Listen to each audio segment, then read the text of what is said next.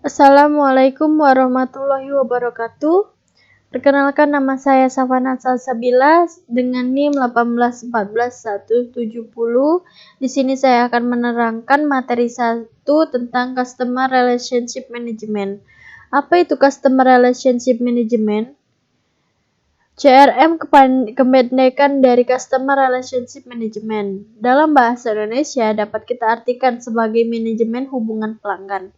Merupakan strategi pemasaran yang saat ini marak dilakukan oleh perusahaan-perusahaan yang menginginkan pelanggan atau konsumen mereka tetap membeli produk atau memakai jasa mereka.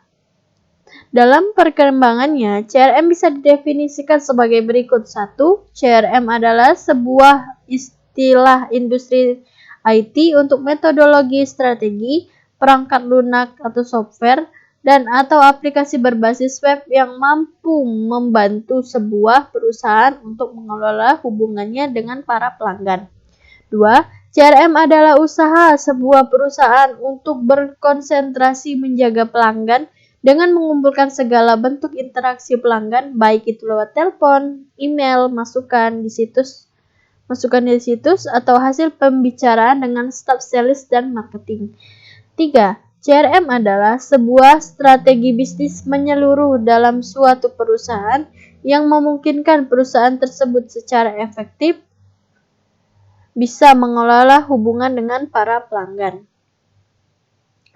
Pentingnya CRM dan pengguna CRM. Pentingnya CRM yaitu karena dapat tingkat persaingan global antar perusahaan kian besar. 2. Fakta bahwa untuk mendapat pelanggan baru bisa 10 kali biaya untuk menjaga pelanggan yang sudah ada. 3. Tren bisnis. Saat ini yang tujuan utamanya adalah untuk meningkatkan loyalitas pelanggan ke perusahaan kita. 4. Banyaknya konsumen yang menginginkan pelayanan purna jual. Siapa saja pengguna CRM, yaitu bisa dari perusahaan atau bidang usaha berskala kecil sampai ke perusahaan berskala besar. Prinsip dasar CRM yaitu mengambil data input berupa data profile dari semua pelanggan atau customer dan memberikan informasi yang sesuai kepada klien berupa informasi tentang customer history, kebutuhan-kebutuhan pasar, dan isu-isu lain seputar perkembangan pasar. Dan secara umum, tujuan penerapan CRM ialah sebagai berikut. 1. Mengenali dan menganalisa relasi pasar maupun produk keluaran. Bagaimana cara membuat CRM berhasil? Yaitu bisa dilihat slide yang berikut ini, yaitu 1.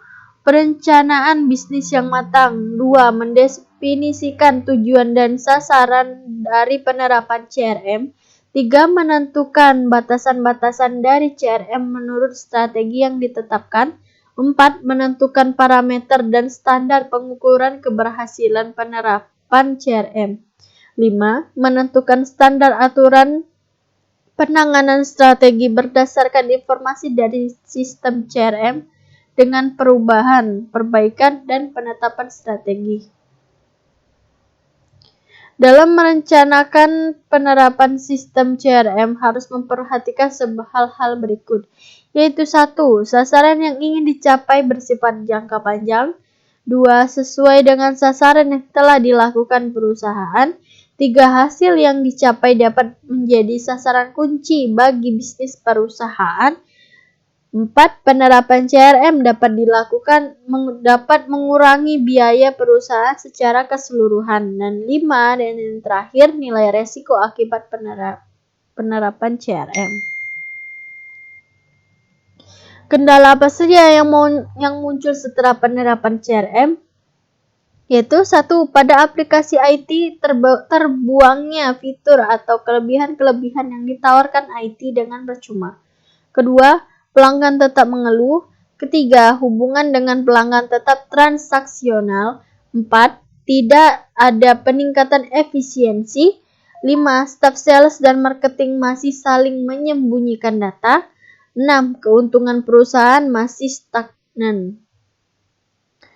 Apa saja manfaat CRM? Yaitu 1. Jumlah konsumen bertambah, yaitu mencari konsumen baru di samping tetap memelihara tingkat kepuasan konsumen yang ada. Kedua, mengetahui tingkat kepemilikan perusahaan pada konsumen, yaitu dengan mengetahui kebutuhan konsumen.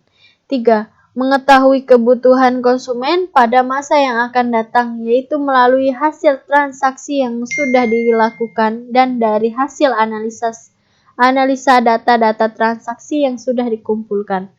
4. Mengetahui ketidaknormalan pada setiap aktivitas transaksi, yaitu mengetahui tindak kriminal seperti penipuan dan lain-lain. 5. Mengetahui perbaikan yang harus dilakukan pada servis yang diberikan kepada konsumen. 6. Mampu menganalisa pola data transaksi. Sebagai contoh, mampu mengetahui kombinasi produk yang akan dijual pada waktu-waktu tertentu. Dan terakhir, mengurangi resiko operasional, yaitu dengan mengetahui prediksi yang akan terjadi dan kesalahan yang pernah dilakukan melalui customer history. Implementasi CRM, yaitu ada 3 faktor kunci. 1. Orang-orang yang profesional, maksudnya kualifikasi memadai. 2. Proses yang didesain dengan baik. Dan ketiga, teknologi yang memadai. Implementasi CRM setidaknya harus memiliki elemen-elemen berikut. 1. Otomatisasi pemasaran.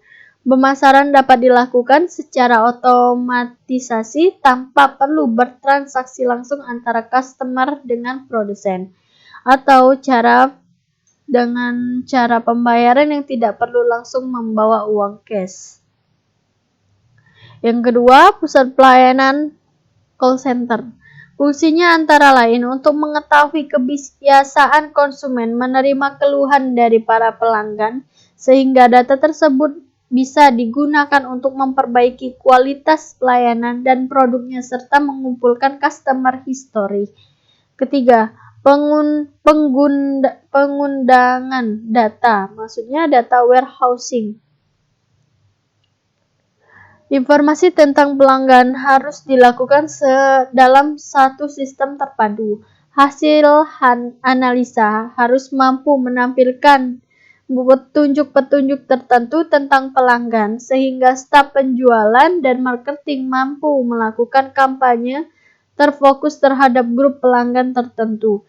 Nantinya, gudang data ini juga harus mampu menaikkan volume penjualan.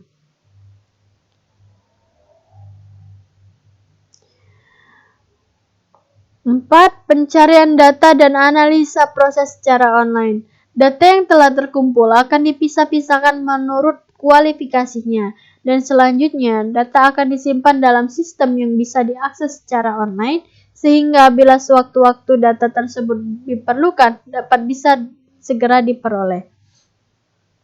5. Pengambilan keputusan dan alat pelaporan. Jika sudah dilakukan hal-hal tersebut di atas, maka diharapkan proses pengambilan keputusan dapat dilakukan secara bijak, karena perusahaan telah memiliki data yang cukup untuk menentukan yang harus dilaksanakan oleh perusahaan selanjutnya. Misalnya, penjualan dengan sistem cross-selling dan hasil penjualannya dapat dilihat apakah sesuai dengan keinginan konsumen dan bisa menaikkan keuntungan perusahaan.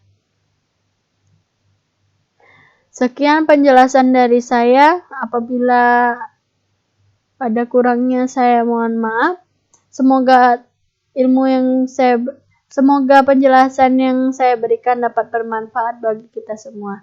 Wassalamualaikum warahmatullahi wabarakatuh.